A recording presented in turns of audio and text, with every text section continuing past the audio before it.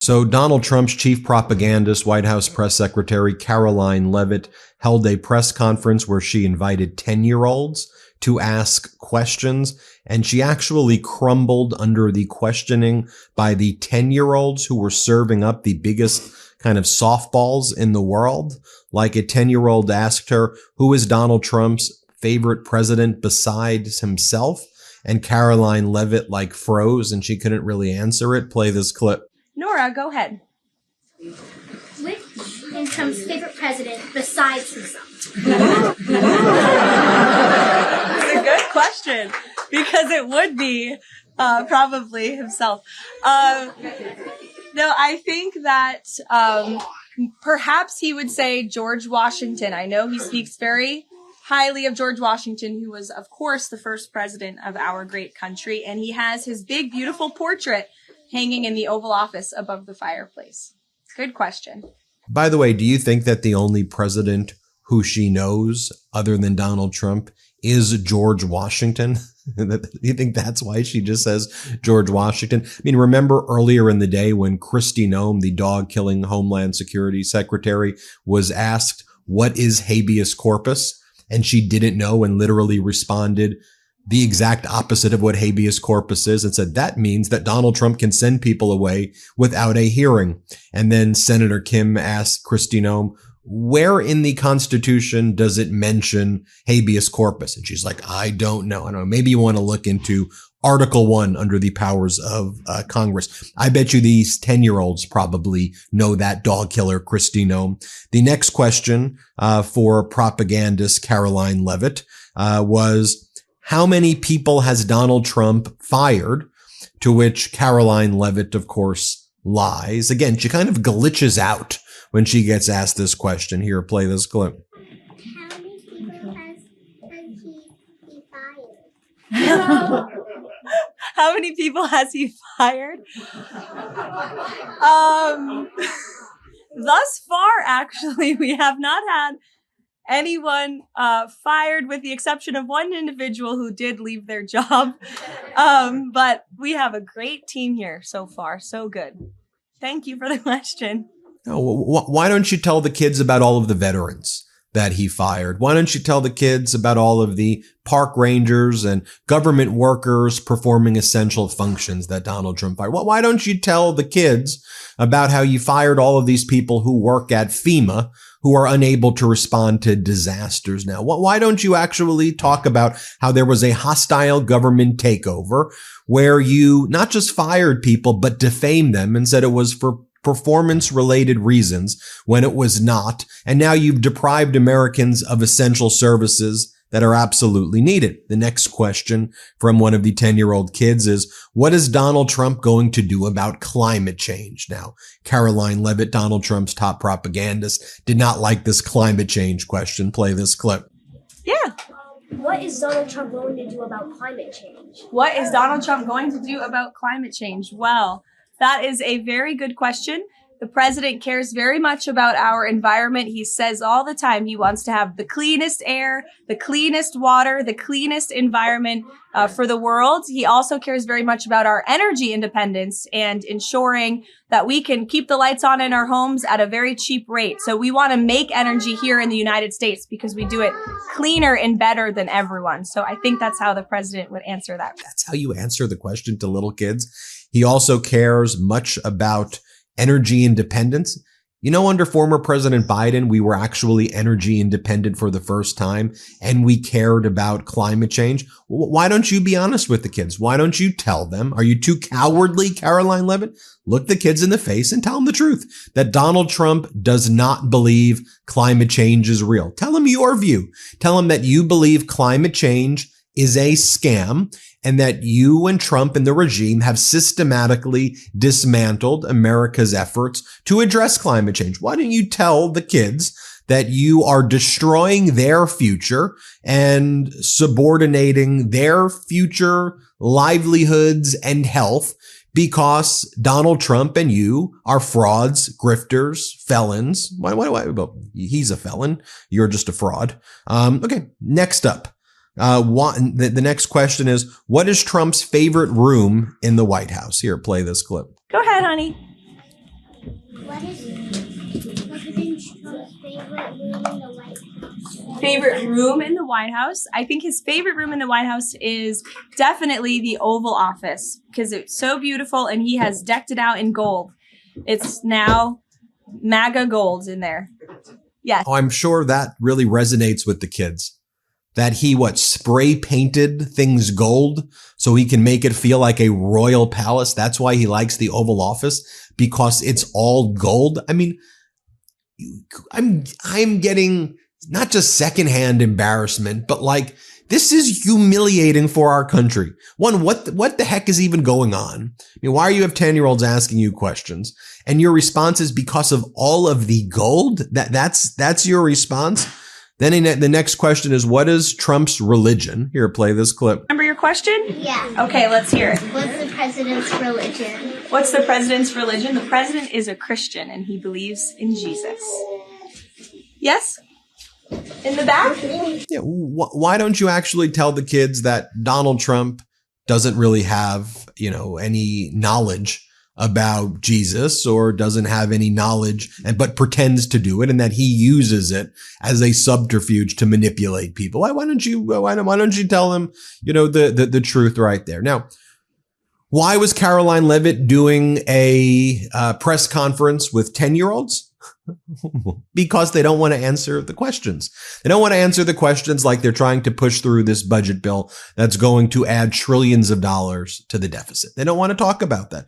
Look, Donald Trump came to Capitol Hill earlier in the day where he cursed out MAGA Republican Congress members like Thomas Massie, and also cursed out MAGA Republican Congress members like Mike Lawler from New York. Because they're not supportive of the budget for different reasons. But here, Thomas Massie is being asked, while you have Caroline Leavitt speaking to 10-year-olds and not doing a good job, you have Thomas Massie right here talking about how, he goes, I'm a Republican. Okay. Let me be very clear. This bill is going to add $20 trillion to the deficit. This is a disaster. Here, play this clip. Are you worried about the blowback from Trump allies for the MAGA base for voting no? No, actually, I've got a lot of people in the MAGA base who realize that we could have done this differently. We could extend the tax cuts and paid for them, but instead we're not. I mean, over here, the people in favor of this bill say that under the policies of this bill, we're going to add $20 trillion to debt over the next 10 years, which is $3.5 to $5 trillion more than would have been otherwise. This is deficit neutral. Yeah, that's a joke. That's a joke.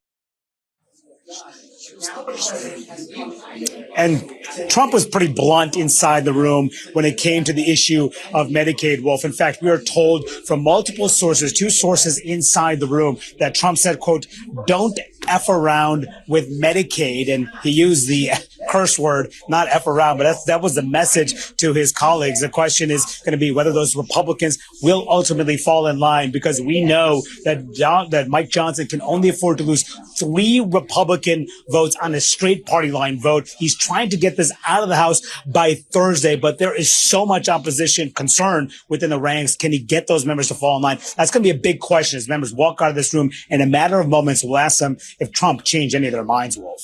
Anywhere worth going is worth going in good boots. Find your perfect pair with Tecovas. Ever wondered if you can pull off boots with your personal style? Well, you owe it to your feet to pull on a pair of Tecovas. Being confident isn't about being different. It's about being yourself. Find comfort in the traditions of the West and confidence for making it your own. Honor the West by leaving your own boot print. Tecovas crafts quality Western boots for everyone, from generational ranchers and lifelong cowboys to first-time boot buyers. Every one of Tecovas' boots are handcrafted with over 200 meticulous steps for broken-in comfort right out of the box. Whether it's a long day or a big night, your Tecovas are built to last and impress. There's no compromise between quality and style. Look, I can't even begin to tell you just how comfortable my Tecovas are. And I'll admit it, I was a little skeptical at first, but these Tecovas are something special. Plus, with Tecovas' Best in the West guarantee, you get free returns and exchanges for 30 days. Right now, get 10% off at tecovas.com/Meidas when you sign up for email and text. That's 10% off at tecovas.com/Meidas. tecovas.com/Meidas. See site for details. Tecovas, point your toes west. And here's MAGA Republican Congressmember Mike Lawler saying the same thing. Let's play the clip. This morning, let New York Republican Congressman Mike Lawler make his own stance known, as he did right after that meeting. Watch. I made very clear when I ran for office back in 22 that I would never support a tax bill that does not adequately lift the cap on salt. As it stands right now, I do not support the bill. But the president understands, obviously, how important these issues are. Obviously, it's imperative that we get a deal done and get a bill passed. And so I'm going to continue to negotiate in good faith. And then to rewind here for you, this was the press conference that Caroline Leavitt held yesterday, where she said that it's not going to add anything to the deficit, that we're going to get so rich. Play this clip. Just a quick follow-up. Is the president okay with this bill adding to the deficit? This bill does not add to the deficit. In fact, according to the Council of Economic Advisors, this bill will save $1.6 trillion. And the president absolutely understands and hears the concerns of fiscal conservatives and of Americans who want to get our fiscal house in order. That's what the intention of this bill is. There's $1.6 trillion worth of savings in this bill. That's the largest savings for any legislation that has ever passed Capitol Hill in our nation's history. The next bill that even comes close was $800 billion. That's less than half of the savings that we see in the One Big Beautiful Bill. And so the goal of this bill is to produce economic growth, to cut taxes, and to get our fiscal house in order. And this is the right step in the right direction towards doing that. Now, when you're speaking to these kids, Caroline Leavitt, why don't you explain that this is all built on fraud? So one of the reasons why you claim that there's not going to be anything added to the budget deficit is that Donald Trump is lying and claiming that he got somewhere between $5 to $7 trillion in his Middle East trip. $5 to $7 trillion from countries whose entire annual GDP is not $1 trillion. Qatar's annual GDP is $200 billion. Okay. So you're not getting more money than the amount than what the countries are worth. Here's what Donald Trump had to say about getting $5 to $7 trillion. Here, play this clip. They respect our country again. They were going to go to China. China was going to take over those countries 100%. They were dealing with China because they weren't treated right by the last administration. And they have tremendous economic power. They have more money than anybody. We probably have more money, but we have other things. They are very cash rich, to put it mildly. And they're spending 5.1 trillion. Probably it's going to be 7 trillion by the time we stop. And, somebody said every other president goes and leaves and spends money, gives other countries money. I'm the only one that goes and takes money back.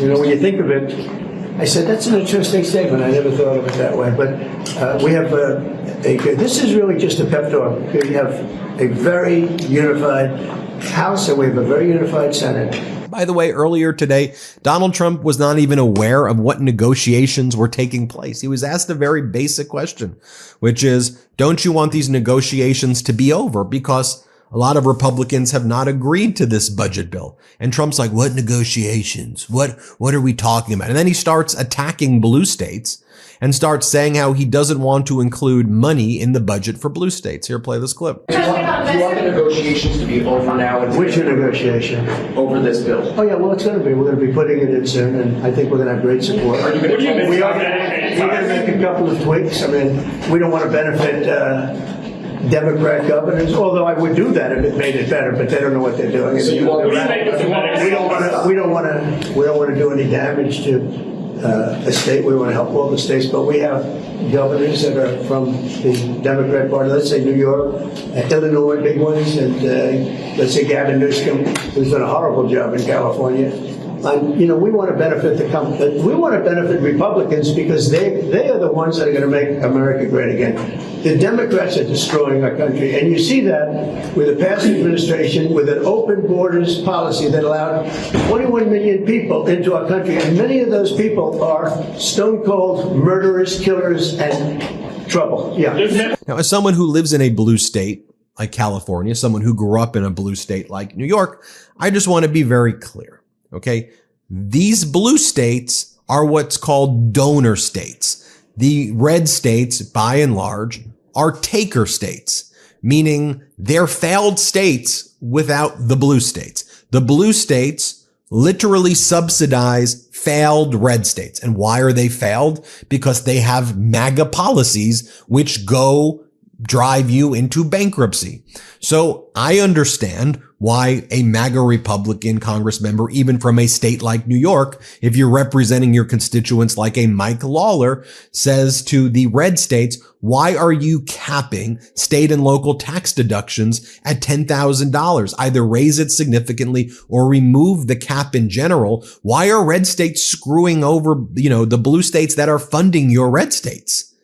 So that's what's going on here. That's one of the issues. You have the SALT caucus, these MAGA Republicans in the House who are saying that they can't support this budget bill because of the SALT cap. The state and local tax deduction hurts their state, and they're MAGA Republicans in blue states. Then you have other MAGA Republicans who are saying that they want more cuts to Medicaid, and you have others who are saying this increases the deficit too much. And then you have others who are saying that it's a problem that it's cutting so much Medicaid. So that's the fight right now. But you keep speaking to 10-year-old kids about Donald Trump's gold-plated Oval Office. I'm Ben Meiselas. This is the MeidasTouch Network. Hit subscribe. Let's get to 5 million subscribers. Can't get enough Meidas? Check out the Meidas Plus Substack for ad-free articles, reports, podcasts, daily recaps from Ron Filipkowski, and more. Sign up for free now at MeidasPlus.com.